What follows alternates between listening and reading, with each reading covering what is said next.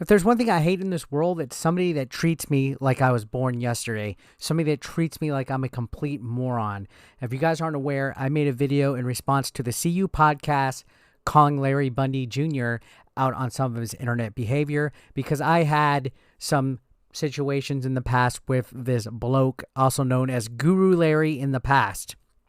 He's been passive aggressive. He's made up stuff about me. He's slandered others. He's caused trouble. And for the last 6, 7, 8 years, he's had it out for people. He might put a good little nice guy facade out there. But if you guys weren't aware, I made a video that was promptly taken down. It was taken down by Larry Bundy, apparently. Now, I'm not one to jump and accuse somebody and automatically from the get-go say that, oh, this guy did this guy did that. I tried to give this gentleman a benefit of the doubt, and I'm going to show some of the DMs. I know it's frowned upon to show DMs, but in this instance, I'm beyond being cordial because he thinks I'm an idiot. So this was in response to the video I made about him. You can see he personally wrote me, and he's apologizing. He says, I'm genuinely sorry for being such a piece of shit to you in the past. It was completely uncalled for, and there's absolutely zero excuses for what I did. And that's right. Some people might go and spin a narrative that I was a troll and that I did some bullshit to him. No, I never interacted with Larry Bundy Jr. outside of a simple, hi, thank you for watching my video when he would comment, because he would occasionally comment my channel. Never met him in real life, didn't know him dick from Adam, never had conversation with him. So for months, years even, he was starting to trash myself and my friends and other people, other colleagues, for no apparent reason and any kind of comment section. But he goes on to say that his near-death experience was changing. He didn't want to leave a legacy where he was a massive prick. Hopefully I could see over the past 5 years he tried to help everyone. I know you could easily be skeptical on being fake here, but he swears on his family, right? So he's over here saying he's genuinely sorry. That was on the 28th. On March 3rd, I got the strike, which I showed you guys earlier at the beginning of the video. So I recapped all this the other day, right?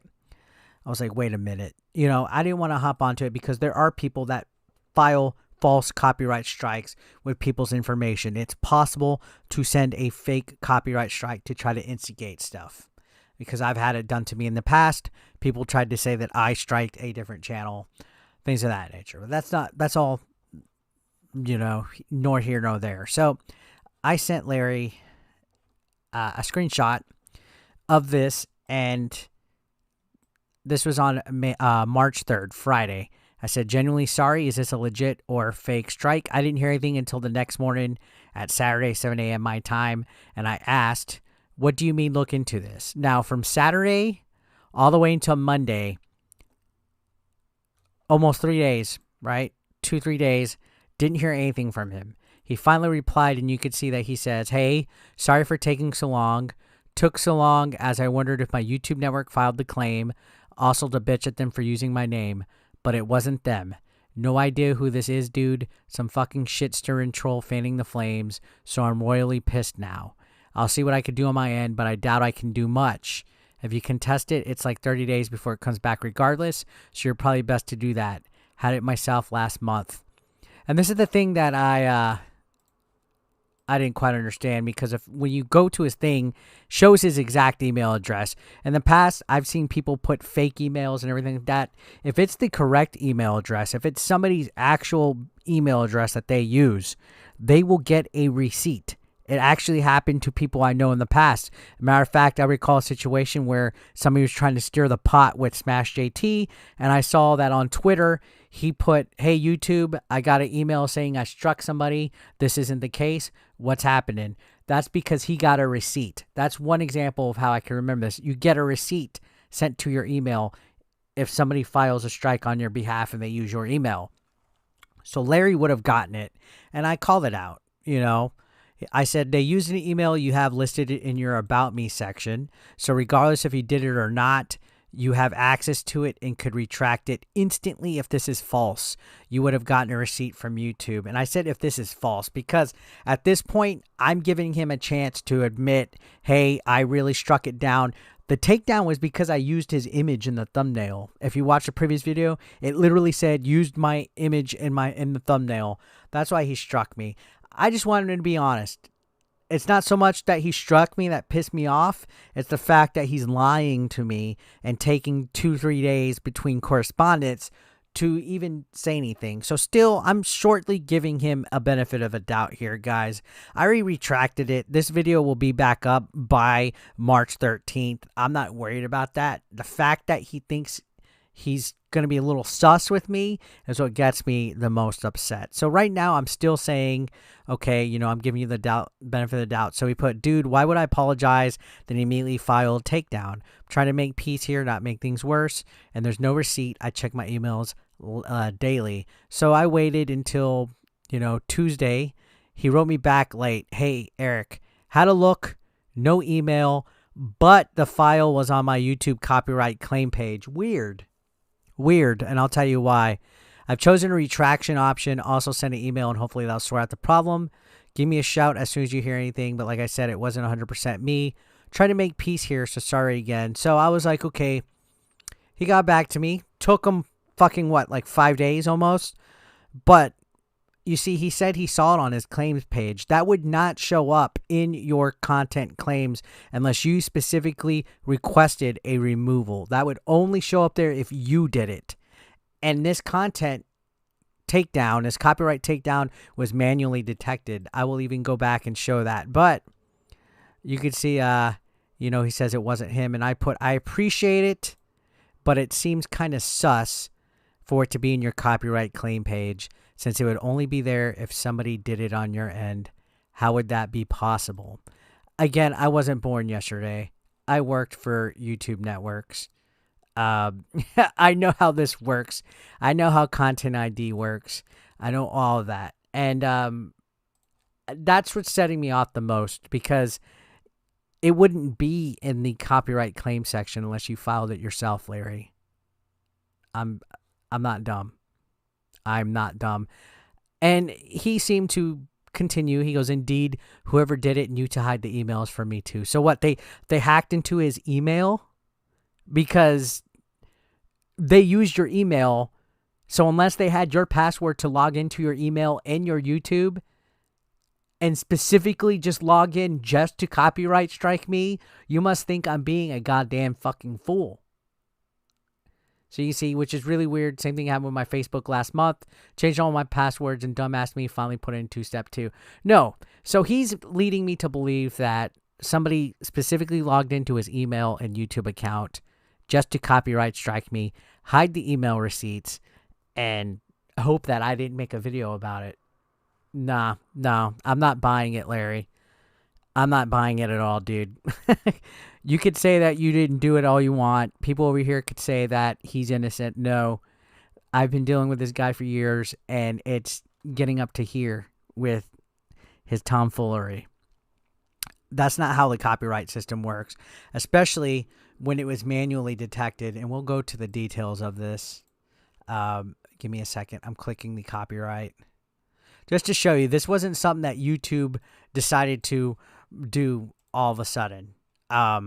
This was a manual, because YouTube can do automatic, but this was manual.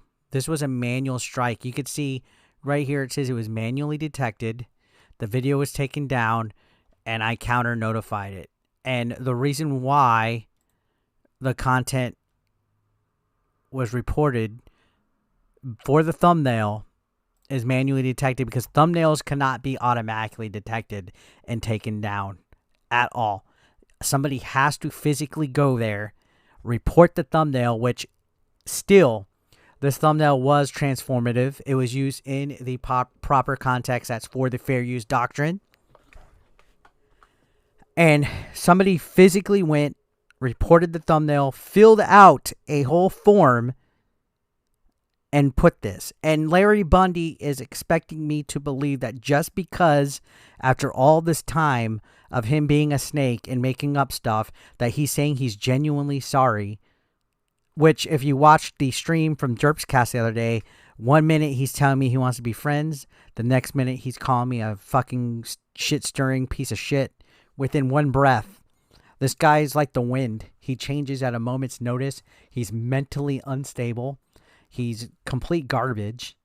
And it's so sad because his video content is actually really good. He's a really good content creator, but as a human being, he's unhinged. He is unhinged, especially with his two-faced persona. He will literally be in comment sections on YouTube channels, slandering people, doxing people, making up stuff. Like, it's almost like he has some kind of weird form of insecurity. And now he's leading me to believe that somebody logged in, not just to his YouTube, but his email. They filled out a copyright takedown form manually. They did it. Copyright form, reporting a thumbnail, filled it out, used his email from his About Me section, a correct email, not an incorrect email, a correct one. They went to his email. They hid the email so he wouldn't get a receipt. And it shows up in his claims section, his copyright claims section, which is where you're able to do content removal requests. Like, for example, if somebody uploaded a 1-to-1, 100% re-upload of one of my videos, or if they used 80% of a video and it wasn't under fair use, if I take it down, it will show up in that section, which I will go ahead and show you guys just so you guys will see what I'm talking about for context.